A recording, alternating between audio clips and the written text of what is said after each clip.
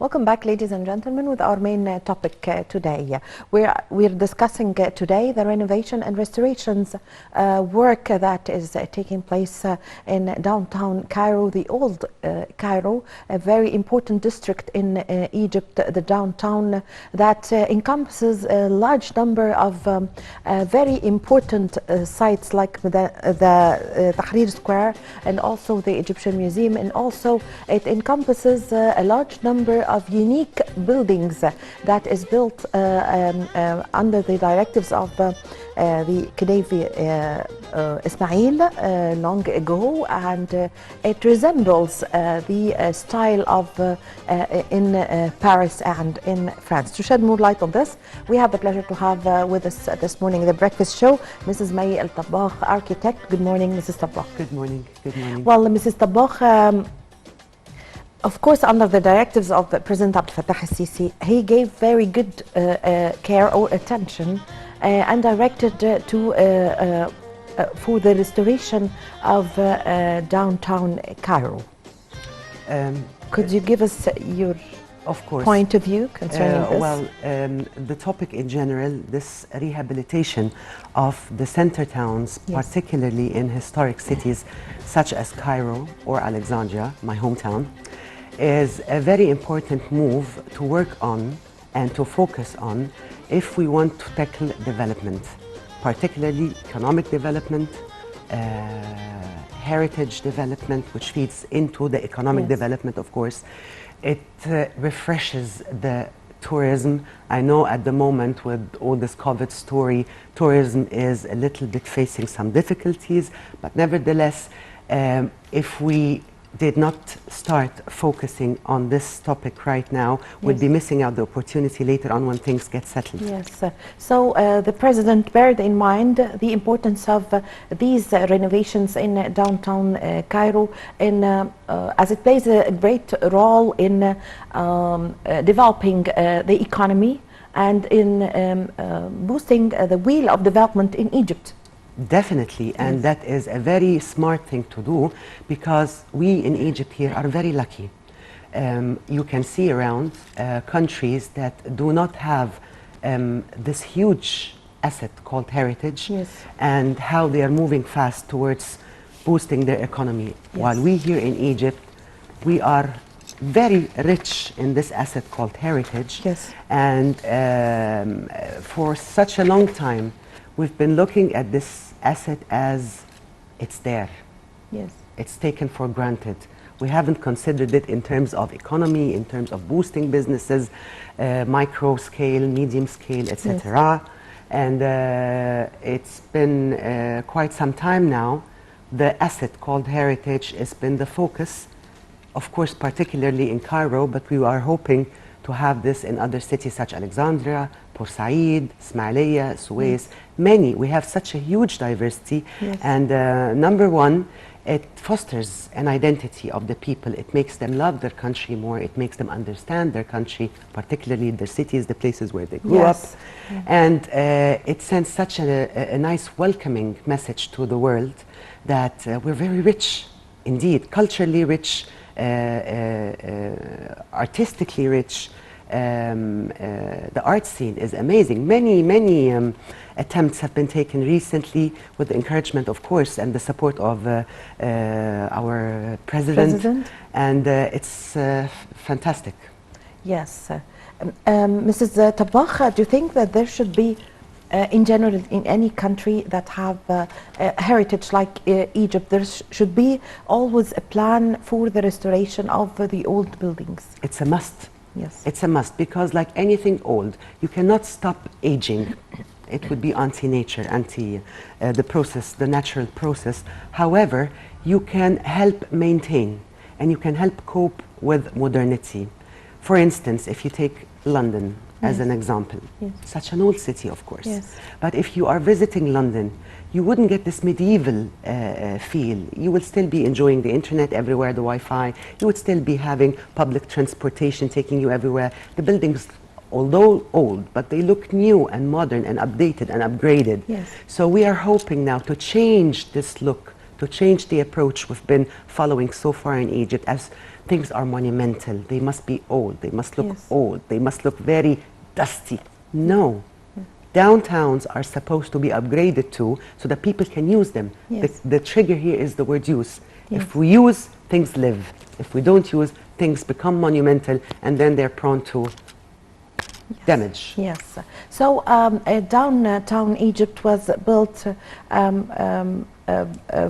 like the a French architect. Haussmann, Architecture, yes. So how do you explain this or see this? Well, it has to do with the political era. Things start, if you're talking Cairo particularly, you cannot just view Cairo as the Khedivial Cairo.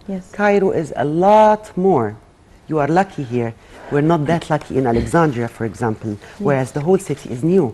People associate Alexandria with the Greco-Roman era, with the Hellenistic period, with the Ptolemies, Alexander the Great, Cleopatra, all that. While actually what you see today, if you're walking down the streets in Alexandria, it's all the child of the 19th century. So it's new. Cairo is more fortunate here because you have layers and layers and layers, and every layer is well maintained in its own sense. So it's not just Khedivial Cairo, it's a lot more than that. And if you manage to integrate those different Cairos together and promote this to the world, what a beautiful harmony message you're sending out. Yes. Do you think that we should also take the model or the example of Paris in preserving heritage? For example, the downtown in Paris, the front of any building, it belongs to the government. No one who owns a building could do any changes in the front of, how do you see this? Well, in any historic town, not just Paris, any historic town, there is a role of the government to preserve the feel, the spirit of the place. For that, sometimes they prefer keeping only the facade of the building, while you have all the liberty to do whatever you want inside the building. That's not necessarily the way to do it. There are many other ways. But mostly, the point is to keep the identity of the place as much as possible, as long as it does not contradict with modern use. Okay? Yes. You've just mentioned the identity of the place or the buildings and the streets. Nowadays, Egypt is rebuilding the infrastructure, and we have a great progress in the roads and bridges. Do you think that downtown Cairo controls the development or modernizing the streets, because we have to addict or keep by the heritage of the downtown and the size of the street? Could you give us an idea about this? Yes, it's very important to make plans for the infrastructure of a downtown area in a historic city. Because the way they were built, the way they were planned, will not necessarily cope with modern day traffic rates. With the population now, with the population, of course. So the more you put into your plan to bring in people to the site without having to take their own cars, their own means of transportation, and provide public transportation that is at the same time environmentally friendly, won't harm the place more, that would be fantastic. And I guess this is the plan we're working on now, how to liberate downtown, yet to connect it and bring it closer. We have some photos of downtown, if you can. Sultan Hassan? No, here. In this. Where should I look? Yeah, you should look here. Yeah, that's the citadel. Here. Okay. Yes. Khedivial Cairo. Yes. Yes. So the more you regulate the flow, the traffic flow, and at the same time invite people to be part of this downtown experience, to work there, live there, visit there, spend time there, spend the weekends there. You're communicating your identity, you're communicating your heritage, you're providing a pleasant experience for the users, and it's an asset that's not everywhere to be found. We're so lucky to have this. So of course we have to consider infrastructure is the key. So how would the downtown Cairo, with its unique architectural buildings, would attract tourism in Egypt? Because We can see nowadays lots of foreigners and tourists walking in the streets and looking at the buildings and taking photos of the buildings. if you happen to be a European person, a French, an English, Yes. an Italian, you wouldn't necessarily want to travel all the way to Egypt to see French, But Italian. it's nice that you can see buildings that resembles Voila. London or Paris, for example. Not because, oh wow, I have a similar house close Yes. to where I live. No, but because of the message it's sent out through that. It's That this culture existed here, Yes. of course.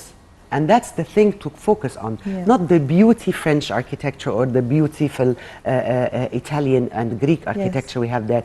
It's where on earth do you find all this pot of mixed cultures living together, producing this beauty, and people would live harmoniously together and happily together. Yes. That's the thing. That's what impresses people, Yes. not the architecture as an object itself, because it's a copy or it's an influence Yes. of what they grew up in, okay? Yes. But it's the message that all this diversity exists in one place and people were happy being here. And nowadays you find all these nostalgic social media pages talking about the Belle Epoque period of Egypt in general and how the summers were spent and how the schools operated. Yes. And where on earth do you have this? So this is a phenomenon. And if we focus more on this, that's something fantastic. Yes. So let's have a look on something that has been already renovated or restored, like the Tahrir Square. So could you give us your point of view concerning the restoration works and that took place in Tahrir Square a year ago?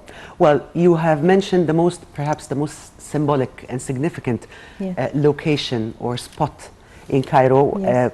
That everybody knows, all the that tourists everybody knows, it. and it has Yes. a huge significance nowadays with regards to all the 10 years activities and incidents and actions that took place. Yes. So to have it right now shine like that with the help and aid of the modern industrial community, from lighting people, from decoration people, and adding the touch of heritage as well, adding the touch of authenticity, proper Egyptian authenticity.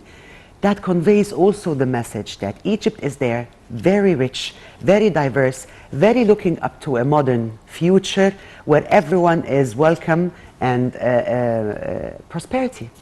It's Yes, fantastic. Yes. So how do you see also adding some monuments or ramps that were put in the Tahrir Square?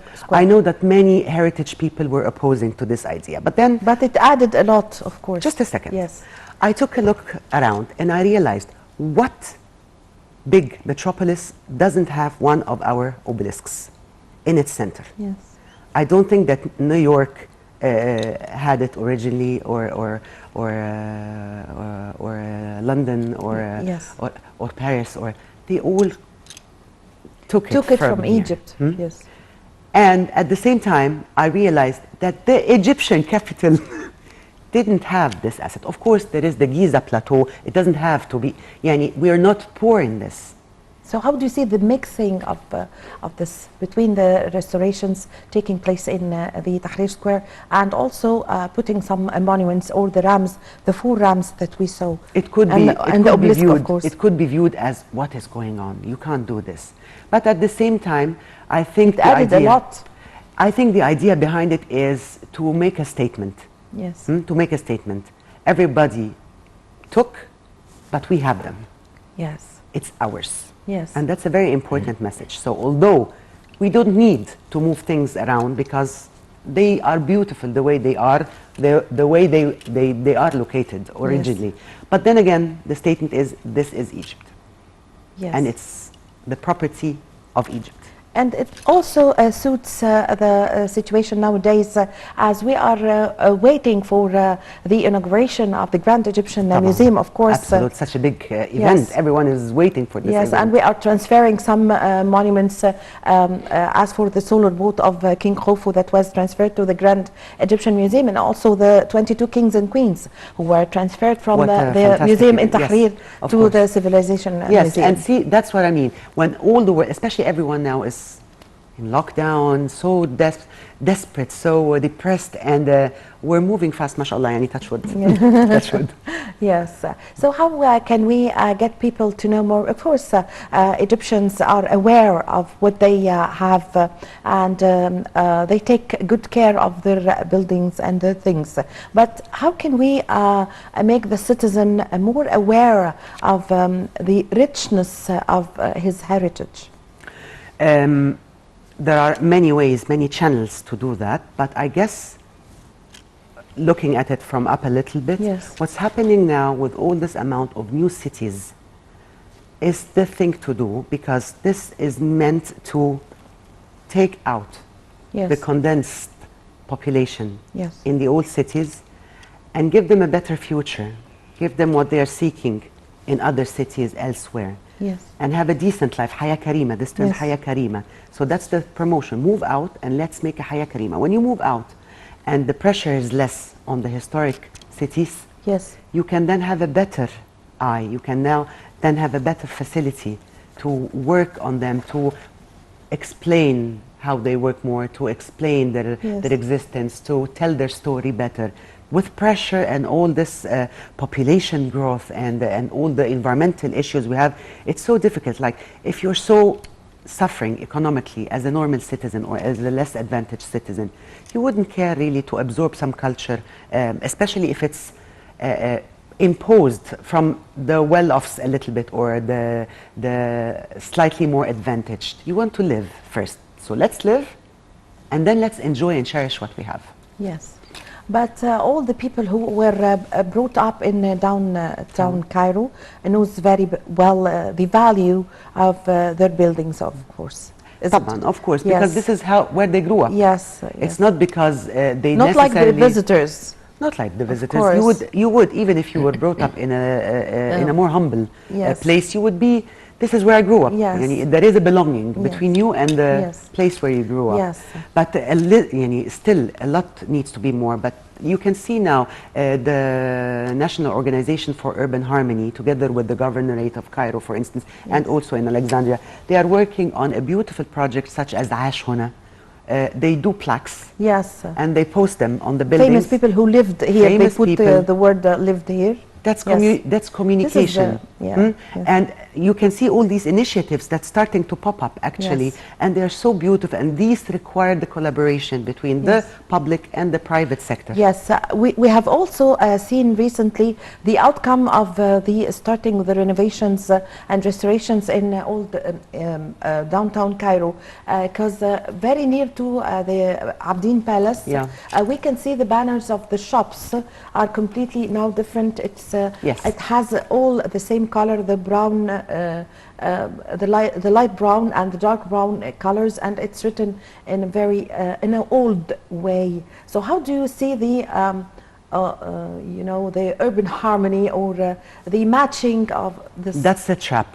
This is a trap, because we need to work more on educating ourselves towards this issue particularly. Yes. Because if I'm working on something that is 200 years old or 100 years old or whatever, I don't have to copy whatever is associated with it just to give the feel of it. Yani, for instance, I don't have to copy. To imitate. To imitate. But it's enough to, there's to be, that there is coordination or yes, but it doesn't have to be a classic of the shops. Yes, but I don't have to be it can yes. be a blue sign yes. everywhere, like the blue plaques. Yes. Huh? Yeah. It's very modern, it's very energetic. You need to feel the energy. Yes. If you a keep mixing on between the يعني past the Louvre, and the take the present. Louvre for example, huh? Yes. Such yes. a chateau, huh? But then look at what the architect did to its entrance while the renovation project. Yes. This pyramid, the glass pyramid, which has nothing to do That's Yes. at the it moved the energy around the place. At the it was very, although it had its opposition, of course, at the Yes. beginning. But this idea of merging modern with old to make people act upon it more Yes. is very important. They are schools. Yes. I am for this school. You have to bring the fresh blood Yes. without touching the integrity. Yes. Thank you so much. I really had the pleasure to host you today. Thank you for your valuable information and for joining us today in the Thank you Breakfast so Show. Thank you so much, Mrs. May Tabbakh, architect. Thank you so much. Thank you. Well, with this, my dear viewers, we come to the end of this episode of our program Breakfast Show. I'm Amal Mukhtar. Thank you for watching.